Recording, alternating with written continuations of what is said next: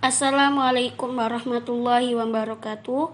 Perkenalkan, nama saya Retno Ainun Widya Fitri, NPM 21901011122. Di sini saya akan membahas tentang model penelitian pengembangan Brock and Gall. Research and Development. Pada awalnya, penelitian R&D diterapkan pada dunia industri dan merupakan ujung tombak dari suatu industri dalam menghasilkan produk baru yang dibutuhkan oleh pasar. Hampir 4% biaya digunakan untuk penelitian ini, bahkan untuk bidang-bidang tertentu seperti komputer dan farmasi alokasi, biayanya dapat melebihi 4%. Sedangkan dalam bidang sosial dan pendidikan, peranan R&D masih sangat kecil, yakni kurang dari 1%, dan biaya pendidikan secara keseluruhan. Hal ini dianggap sebagai salah satu alasan utama mengapa kemajuan dalam bidang pendidikan agak tertinggal jika dibandingkan dengan bidang lain, seperti yang dikemukakan oleh Brock and Gall dalam kurung 1989. Unfortunately, R&D still plays a minor role in education. Less than 1% of education expenditures are for this purpose. This is probably one of the main reasons why progress in education has lagged far behind progress in other fields. Pengertian R&D menurut Brock and Gall dalam kurung 1989, educational research and development is a process used to develop and validate educational product. Artinya bahwa penelitian pengembangan pendidikan dalam kurung R&D adalah sebuah proses yang digunakan untuk mengembangkan dan memvalidasi produk pendidikan. Hasil dari penelitian pengembangan tidak hanya mengembangkan sebuah produk yang sudah ada, melainkan juga untuk menentukan pengetahuan atau jawaban atas permasalahan praktis. Selanjutnya yakni karakteristik dan bidang kajian R&D. Brock and Gall dalam kurung 1989 menjelaskan 4 ciri utama dalam penelitian R&D, yaitu yang pertama, studying research findings pertinent to the products to be developed, yang artinya melakukan studi atau penelitian awal untuk mencari temuan-temuan penelitian terkait dengan produk yang akan dikembangkan. Yang kedua, developing the product based on these findings. Artinya, mengembangkan produk berdasarkan temuan penelitian tersebut. Yang ketiga, field testing in the setting where it will be used eventually. Artinya, dilakukannya uji lapangan dalam setting atau situasi senyatanya di mana produk tersebut nantinya digunakan. Yang keempat, revising it to correct the deficiencies found in the field testing stage. Artinya, melakukan revisi untuk memperbaiki kelemahan-kelemahan yang ditemukan dalam tahap-tahap uji lapangan.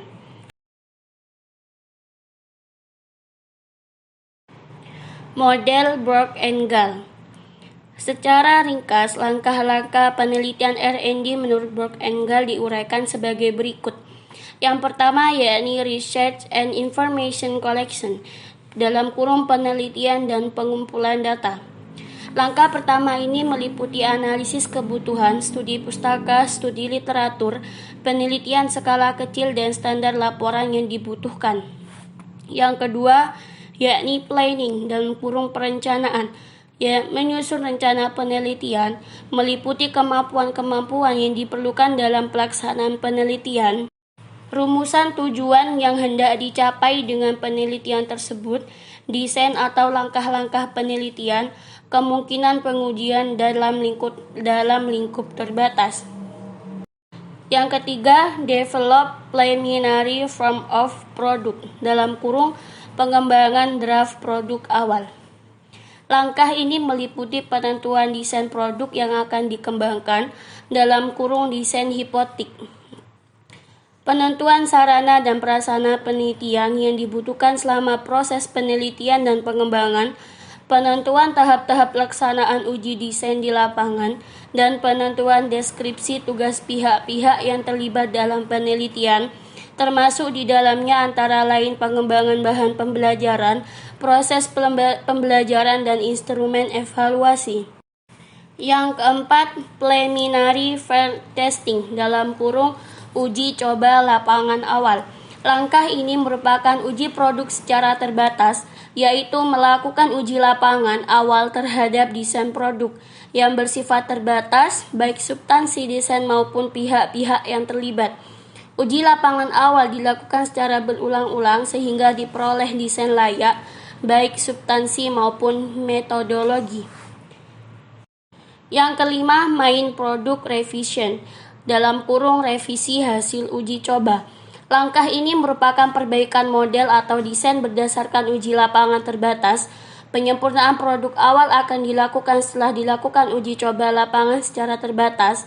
Pada tahap penyempurnaan produk awal ini, lebih banyak dilakukan dengan pendekatan kualitatif. Evaluasi yang dilakukan lebih pada evaluasi terhadap proses, sehingga perbaikan yang dilakukan bersifat perbaikan internal. Yang keenam yakni main field testing atau uji coba produk utama. Langkah ini merupakan uji produk secara lebih, meliputi uji efektivitas desain produk, uji efektivitas desain, pada umumnya menggunakan teknik eksperimen model pengulangan. Hasil dari uji ini adalah diperolehnya desain yang efektif, baik dari sisi substansi maupun metodologi. Yang ketujuh yakni operasional product revision atau revisi produk, yang mana langkah ini merupakan penyempurnaan produk atau hasil uji lapangan berdasarkan masukan dan hasil uji lapangan utama. Jadi perbaikan ini merupakan perbaikan kedua setelah dilakukan uji lapangan yang lebih luas dari uji lapangan yang pertama. Yang kedelapan yakni operational field testing atau uji coba lapangan skala luas atau uji kelayakan. Langkah ini sebaiknya dilakukan dengan skala besar, meliputi uji efektivitas dan adaptabilitas desain produk, dan uji efektivitas dan adaptabilitas desain melibatkan para calon pemakai produk. Hasil uji lapangan berupa model desain yang siap diterapkan baik dari sisi substansi maupun metodologi. Yang kesembilan yakni final product revision atau revisi produk final. Langkah ini merupakan penyempurnaan produk yang sedang dikembangkan. Penyempurnaan produk akhir dipandang perlu untuk lebih akuratnya produk yang akan dikembangkan. Pada tahap ini sudah didapatkan suatu produk yang tingkat efektivitasnya dapat dijawabkan. Yang ke-10 yakni dissemination and implementasi atau diseminasi dan implementasi. Diseminasi dan implementasi yaitu melaporkan produk pada forum-forum profesional di dalam jurnal dan implementasi produk pada praktik pendidikan. Penerbitan produk untuk didistribusikan secara komersial maupun free untuk dimanfaatkan oleh publik. Didistribusi produk harus dilakukan setelah melalui quality control. Di samping harus dilakukan monitoring terhadap pemanfaatan produk oleh publik untuk memperoleh masukan dalam kerangka mengendalikan kualitas produk. Kelebihan dan kekurangan. Dalam model Brock and Gall memiliki kelebihan dan kekurangan.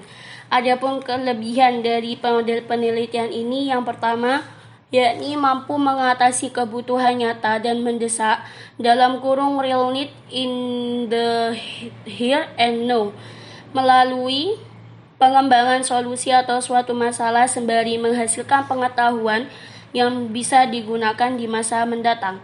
Yang kedua, mampu menghasilkan suatu produk atau model yang memiliki nilai validasi tinggi karena melalui serangkaian uji coba di lapangan dan divalidasi ahli. Yang ketiga, mendorong proses inovasi produk atau model yang tiada henti, sehingga diharapkan akan selalu ditemukan model atau produk yang selalu aktual dengan tuntutan kekinian. Yang keempat, merupakan penghubung antara penelitian yang bersifat teoritis dan lapangan. Adapun kekurangannya dalam model penelitian ini ada yang pertama, pada prinsip memerlukan waktu yang relatif panjang karena prosedur yang harus ditempuh relatif kompleks.